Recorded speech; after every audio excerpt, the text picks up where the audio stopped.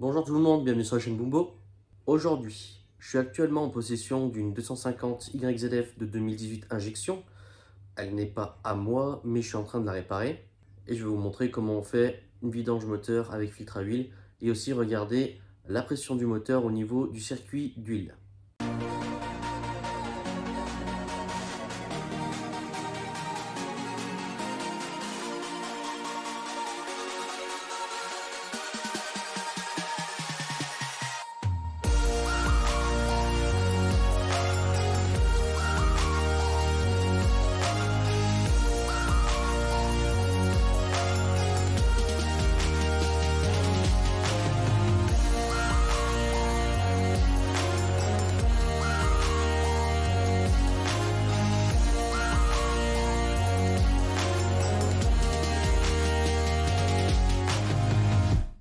Voici une YZ 250F de 2018, donc un injection, avec un pot FMF un petit peu fatigué. Et dessus, je vais y faire une vidange complète. Donc c'est en fait un compartiment, c'est tout, parce qu'il y a des motos où il y a deux compartiments, un pour la boîte à vitesse, un pour le moteur. Je parle des 4 temps, parce que là on est sur un moteur 4 temps. Et là, c'est tout dans le même compartiment. Donc je vais vous expliquer dans cette vidéo comment le faire correctement, parce que ça a l'air basique, hein, et c'est basique, mais puisque c'est un peu plus récent, il y a quand même des petits trucs. Et vous donner la liste de toutes les huiles qu'on peut utiliser, comment il faut faire, etc., etc. Je vous montre rapidement les points qu'on va aborder, mais rapide parce que la moto est déjà chaude, donc j'aimerais pas qu'elle refroidisse trop vite. Alors ça, ce sera notre bouchon de remplissage, donc si on mettra l'huile, tout simplement. Ensuite, dessous, on va avoir la vis de vidange, qui est ici. On vidangera le moteur comme ça. Ensuite, on vérifiera l'état de la crépine. C'est la vis qu'on voit là-bas. Je vais essayer de montrer un petit peu. La vis qu'il y a là-bas, et en fait, la vis retient juste la crépine. Donc on va la nettoyer, sauf si elle est endommagée, il faudra la changer. On enlèvera aussi le filtre à huile, donc c'est ce capuchon là. Et une fois qu'on aura remis l'huile, on finira par un dernier truc. Donc c'est cette vis là. Je vous la montre sans la lampe parce que ça fait mal aux yeux. Cette vis là, en fait, c'est pour contrôler si le circuit de pression d'huile est bon. Alors pour commencer de votre côté, parce que moi c'est déjà fait avant que je la mette sur le pont, enfin le pont je m'entends, il faut faire chauffer la moto. Donc un coup de kick, au starter s'il faut, vous la démarrez, pas besoin d'accélérer comme un fou, il faut la faire chauffer. Vous laissez chauffer 2 minutes, 2 bonnes minutes par contre, hein, pas 2 minutes vite fait, c'est 2 minutes. Comme ça, le moteur, après, il est encore un peu chaud. Moi, puisque je savais que j'allais perdre du temps à la mettre dessus, ensuite prendre la caméra, etc., je l'ai bien fait chauffer 5 grosses minutes. Maintenant qu'on est dessous, on va enlever la vis de vidange. Donc là, je vous montre juste comme ça, mais après j'enlève parce que je vais mettre le bac dessous. C'est du 12.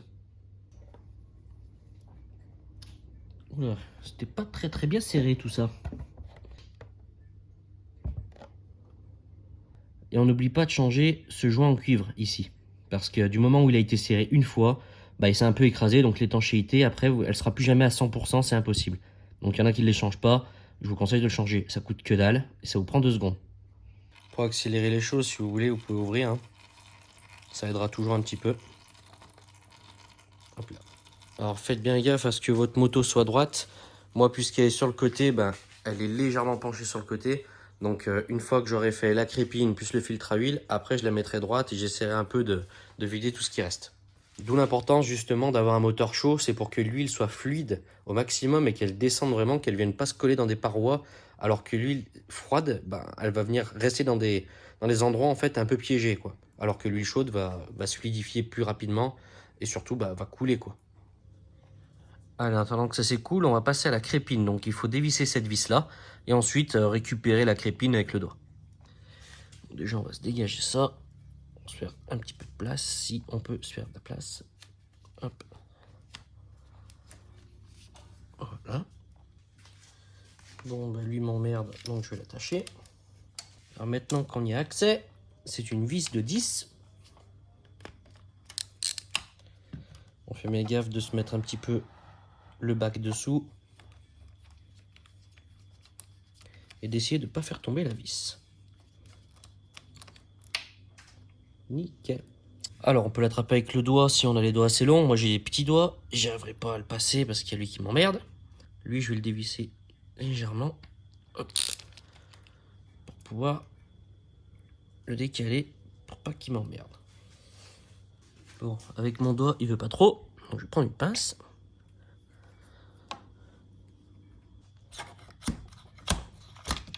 Alors, je ne l'ai pas montré, mais il faut nettoyer sa crépine donc avec soit de l'essence, soit du nettoyant frein, tout produit de ce type-là. Bien vérifier si le grillage n'est pas endommagé quelque part. Regardez si votre plastique, donc la matière qu'il y a tout autour, n'est pas endommagée non plus. Et bien évidemment, changer ce joint-là. Donc celui-ci. Vous n'êtes pas forcé de le changer, mais franchement, je vous conseille de le changer. C'est comme la rondelle de vidange, quoi. Je vous conseille de le changer. Ce serait con de tout du vidanger juste parce que vous avez une fuite à la con à cause d'un petit joint de merde comme ça, qui vaut que dalle. Allez, je la remets tout de suite, pas besoin de filmer, et après on passe au filtre à huile. Ensuite, on va de l'autre côté de la moto. Et on va venir dévisser cette vis-là et cette vis-là pour enlever le couvercle, enlever le filtre à huile, nettoyer tout ce qui est derrière et remettre un joint neuf avec un filtre à huile neuf. Alors, ces deux vis, ce sont du 8. Hop. Et hop. Alors, pas besoin de les repérer, ce sont les deux mêmes diamètres, les deux mêmes longueurs, c'est exactement les deux mêmes vis. Pour enlever ce couvercle-là, il n'y a pas 36 000 façons, mais il y a des façons qui font que vous pouvez niquer votre carter ou le couvercle. Donc, ne pas utiliser d'embouts métalliques comme les tournevis, les marteaux normaux, les trucs comme ça. Vous essayez de l'enlever à la main. S'il ne vient pas à la main, donc en tirant et en tournant, vous prenez un petit maillet ou un petit truc en caoutchouc et vous venez tapoter juste le dos, par exemple, d'un tournevis. Le dos d'un tournevis, en tapotant comme ça, en même temps en tirant, ça vient. Donc là, normalement, il devrait venir. Normalement, ça fait pas trop chier pour venir, ça. Hop là. Alors, on met bien le bac dessous parce qu'il risque d'y avoir encore un petit peu d'huile qui coule. On enlève ce joint qui... Ben merci, t'as bien servi, toi. Ouais, toi, tu vas à la poubelle. Alors attention là-dedans, mais surtout pas de nettoyant frein, parce qu'on a deux orifices, un entrée et une sortie. Donc celui d'entrée, si je dis pas de bêtises, c'est celui-ci, celui du dessous, il va venir pousser l'huile, et lui va venir aspirer l'huile. Et si on met du nettoyant frein, si on fait cette bêtise, bah on va forcément mettre du nettoyant frein un petit peu en bas ou un petit peu en haut, ou alors vous cachez les orifices. Mais au lieu de se faire chier, on prend un chiffon, mettez un peu de nettoyant frein sur votre chiffon si vous voulez, et après, bon, on nettoie tout simplement, quoi. Pas besoin de 30 ans. C'est presque sec, juste à nettoyer bien comme il faut là-bas, je vais poser la caméra. Mais il n'y en a pas pour 110 ans, quoi. Faites pas la connerie de mettre du nettoyant frein, ou quoi que ce soit, de l'essence, ou je sais pas quoi. Par contre, au nettoyant frein, vous pouvez nettoyer ça. Oubliez pas de changer votre joint, c'est important. On regarde le nouveau filtre à huile, si c'est le bon diamètre, etc., etc.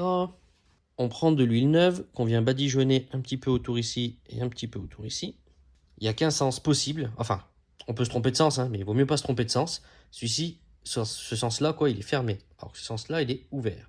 Et comme j'ai dit, celui-ci, il va aspirer. Donc, on va le mettre comme ça. Et lui, on a juste à le clipser. Enfin, le clipser. Hop, à le rentrer un petit peu de force. Et on remet les vis. Alors, pourquoi je disais de ne pas mettre du nettoyant frein? Parce que vous n'arriverez jamais à tout l'évacuer dans le moteur, c'est impossible. Pour ça, il faut rouler et ça vous fait faire une deuxième vidange juste après, c'est con. Juste pour avoir mis du nettoyant frein. Alors que le nettoyant frein, du coup, bah, c'est pas d'huile moteur. Donc ça va pas être bon du tout pour votre moteur. Il va vous manquer un petit peu d'huile, ça va se mélanger dedans. En plus, c'est pas du tout la même consistance que l'huile moteur. Donc faites pas cette erreur. Un coup de chiffon et c'est tout. Par contre, du nettoyant frein, on peut en foutre maintenant.